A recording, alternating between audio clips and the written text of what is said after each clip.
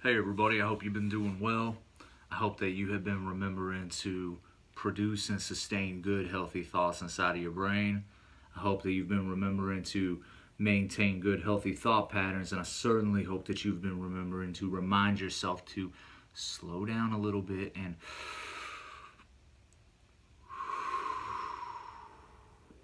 breathe deeply.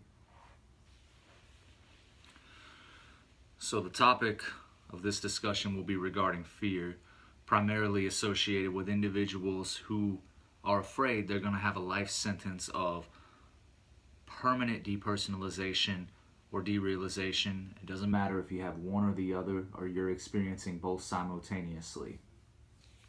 This is a very serious topic because depersonalization and the fear of it being permanent is one of the greatest fears you've ever experienced.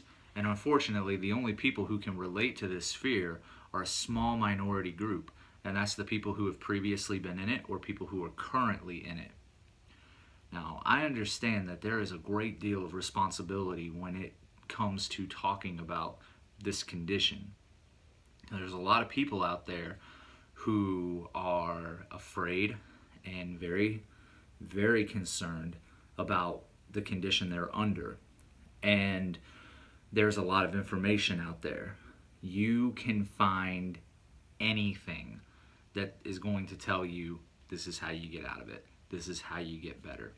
And you're watching this video, I'm sure that you have tried all of those things and they have not worked. And that is completely understandable, and there is a lot of reasoning behind it. Now, as far as I go, what I'm going to talk about, and again I stress that I understand there's a great deal of responsibility talking about this issue, is I have what you or some would maybe say impressive credentials regarding education, career, etc.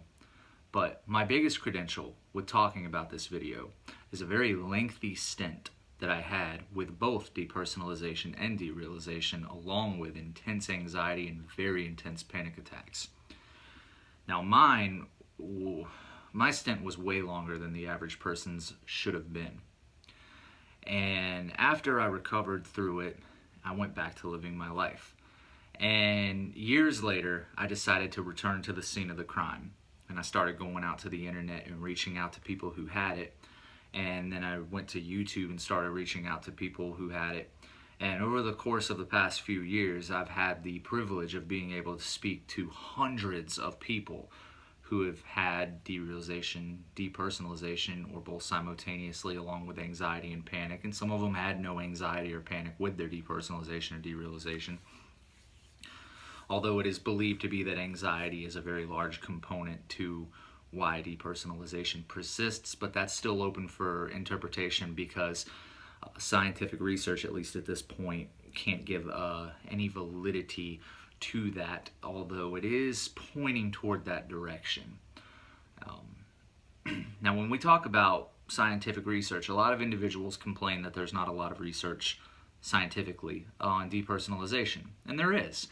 For the amount of people who are believed to have it versus the amount of research that's with it, is pretty proportionate to something as humongous as depression and the amount of information, scientific data there is on depression. But the problem with scientific data, now listen, I completely understand the importance of data. My whole life I've had to rely on evidence-based research regarding, before what I do now, even in the entertainment business, I needed evidence-based research on the best way to target people in terms of advertising and things of that nature. And then today, obviously, to be able to navigate through incredibly difficult behavioral issues and criminality and all of these different materials that I work with, scientific evidence is necessary. But as we continue to evolve, and this is something that not only me, but many other people have been noticing, is that we are relying too heavily on professionals and scientific information. And fear is not tangible. Fear is not something that you can put in your hands and look at. Therefore, Fear cannot be measured scientifically. You know what fear is. You know that it's real because you have experienced it. Yet, we can't scientifically measure fear. Now, we can scientifically measure responses, cortisol levels, heart rate, perspiration, things of that nature, and correlate it to fear. But fear itself is immeasurable. Now, what I'm getting at here is you understand fear. So we've got that taken care of. So fear is the most destructive emotion in the world. It is responsible for all of the conflict and war within you. It's responsible for all of the worry and corrosion and downfall within you and around you as well. Fear within a matter of seconds can have anybody compromising their integrities, their ethics, their morals. And if you have any type of physical condition, emotional condition, or mental condition, fear is 100% guaranteed to intensify it, prolong it, and disrupt the natural course of recovery. So, as I said before, fear is not something that we can hold and say, look at that, that's fear. We can measure it.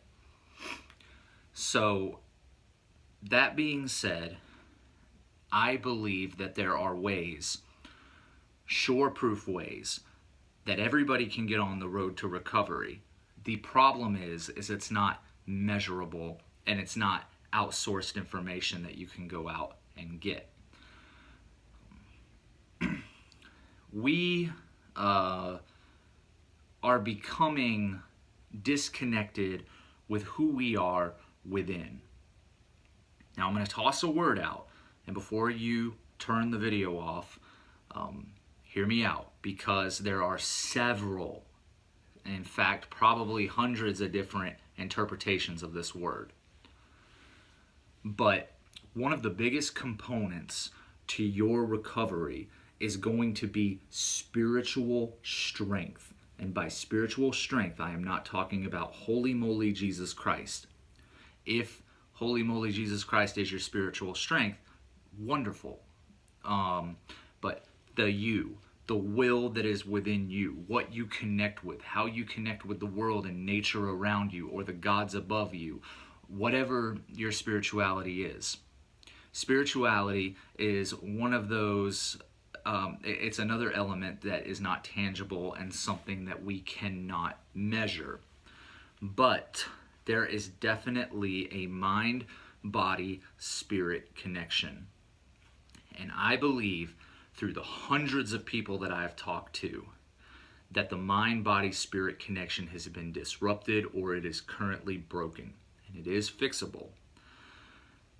The problem is that after compounding enough time with something such as this, you pretty much lose faith and you lose confidence within yourself and your ability to be able to navigate yourself through this incredibly complex system that is depersonalization.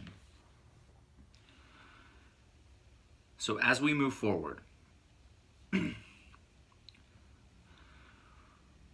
forgive me for stopping, because again, I talked about there's a great deal of responsibility with this topic. You are going to get many people who are going to tell you that one specific thing works. And if I can say that anything is true, that's not true, is that one specific thing is not working for everybody, obviously. For those who have had it for 1 week and they come back and they make a video and they say, I did this and I did, well, it's easy. You had it for a week. You had it for 2 weeks. We're looking at individuals who have had this for 6 months to multiple years. And they have an intense fear of this being permanent. And they have no reason to believe that they're not going to get out of it because they have not seen any improvement. CBD oil is not going to work for those people. Meditation is probably not going to work for those people, because recovery, once you go 6 months, more than that, you're not getting better tomorrow. That is not happening. It could potentially take several weeks, up to as long as you have had the disorder to recover. But that's not a death sentence. That's not a bad thing, because you can make incremental progress every single day, and you're going to feel better than the last, and you're going to be on a road to recovery. Now, when we go back to the mind, body, spirit connection, this is one of the main components, and this is what you really need to key in and listen to, because you will say, out of the hundreds of people that you've talked to, what seems to be the most common way that they have gotten out of their depersonalization? Excuse me. And I can't give you an answer. There's no common cure. There's no common method that they used. Everybody's was very distinctly different. And what I did notice when I got the opportunity to really dig deep and talk to them was they built up their system of belief within. And for me to explain this is going to be a little difficult, but I am going to attempt my shot at doing it the best that I can. And this also was the system that I used to improve and recover from mine. And not just that, but I utilize this now in almost every challenge that I face in life. So, listen. The answers that you are looking for, the cure, the keys to all of the locked doors, all of that information is inside of you. You are the key, you are the answer, you are the cure. Now you would say, it doesn't make any sense. Of course it doesn't make any sense, because you have lost, or you do not have confidence in this ability to be able to get in touch with yourself. When we have problems today, what is the first thing we do? We outsource for the way to get better. So again, for somebody with depersonalization, they're going to go to YouTube, they're going to go to the message boards, they're going to go to websites, they're going to go to books, they're going to go to doctors, they're going to go outside to try to look for the information on how to cure themselves of this ailment. And in reality, you need to go within. The outside sources are important, and they will probably be a part of your recovery, but you need to go within first. And you do this by starting the process of rebalancing your mind, body, spirit connection. And you do this by sitting in a quiet and private place, and you begin to contemplate and get in touch with yourself. And this is something that you need to do every single day for at least 30 minutes. It could be called meditation, it could be called many things, but this isn't where you're trying to empty your mind of all things. You need to go ahead and just get into the fire at this point and say to yourself, how did I get this? Why did I get this? Why is it still lingering? Why have I allowed myself in this OCD trap where these issues are continuing to perpetuate? Why is it, if I'm almost addicted to this and I'm constantly referring back to myself and I'm just trapped in this mess, why is it that I can't just snap out of it? Be here in the present moment, and just be alive and feel.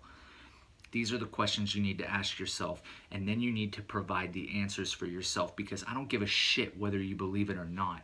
Your body is so intricately designed to have this system where you are able to cure yourself of practically everything.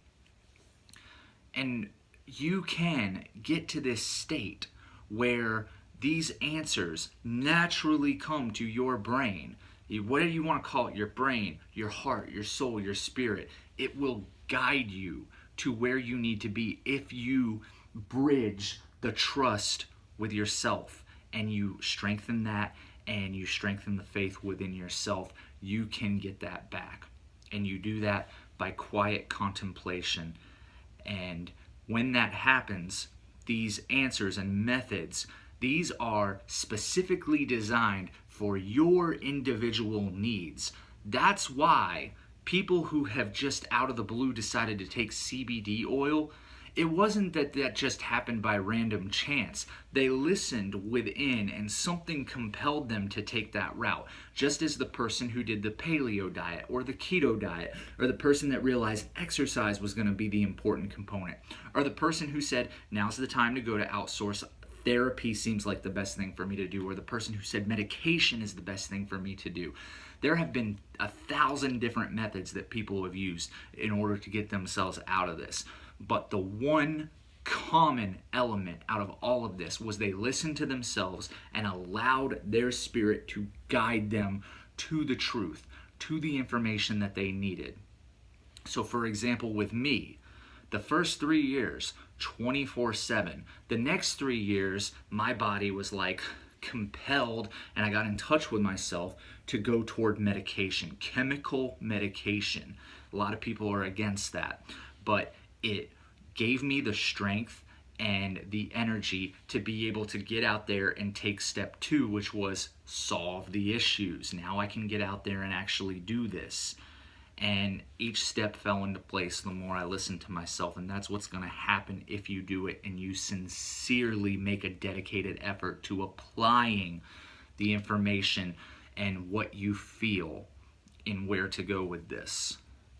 A survival instinct is incredibly real, and we all have it, and your brain is smart enough to be able to beat the intricate and very complex system of depersonalization. You just have to believe in yourself and allow yourself to say, I trust me, and I trust where my soul, my spirit, my heart, my brain is going to guide me.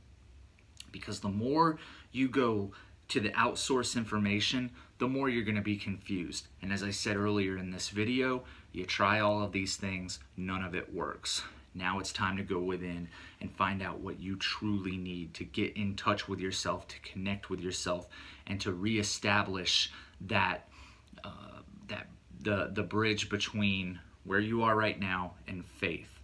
Because fear, what you are going through right now, is the poison inside of your system, and the faith is the cure to that poison.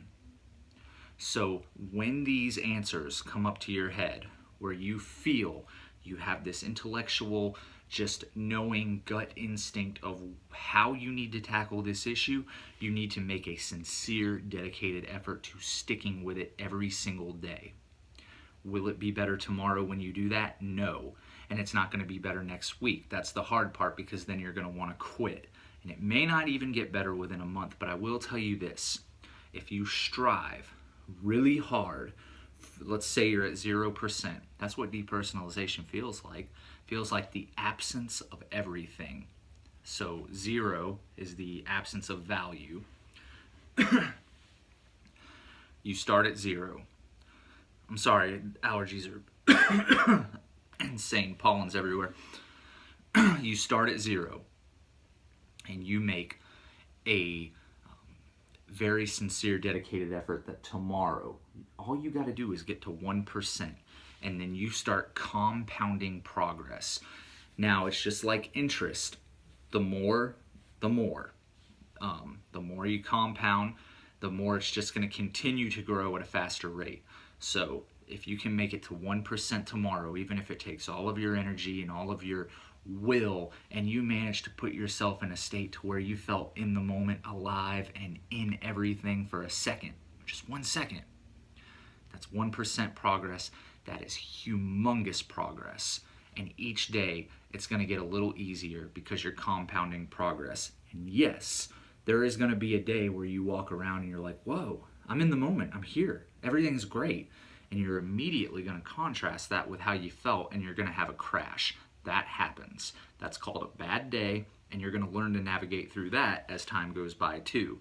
When you have those crashes, you didn't lose all your progress.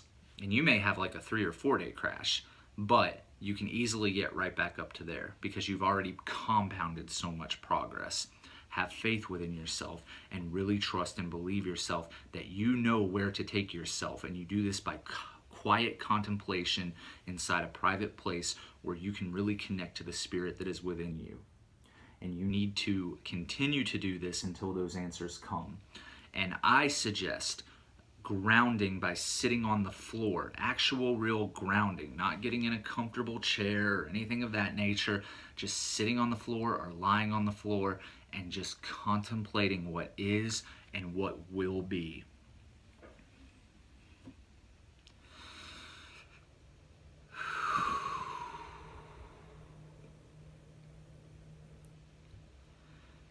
This is not my way of saying this is the cure. This is my way of saying this is the truth. And if you really think about it, where we are today, not just as people, but as a culture, we are disconnected from ourselves, even the people who do not have depersonalization. Trust yourself, trust your body, trust your mind, and allow your spirit and your brain or your heart or your gut instinct to guide you to where you need to be. And it may take you to places that you, at one time, as I used to be a person that was like, nobody should ever have to have mental health medication. And my spirit guided me to medication because that was what I needed to be able to get to step 2, and step 2 to be able to get to step 3. So get in touch with yourself and reestablish that connection with yourself. It is possible.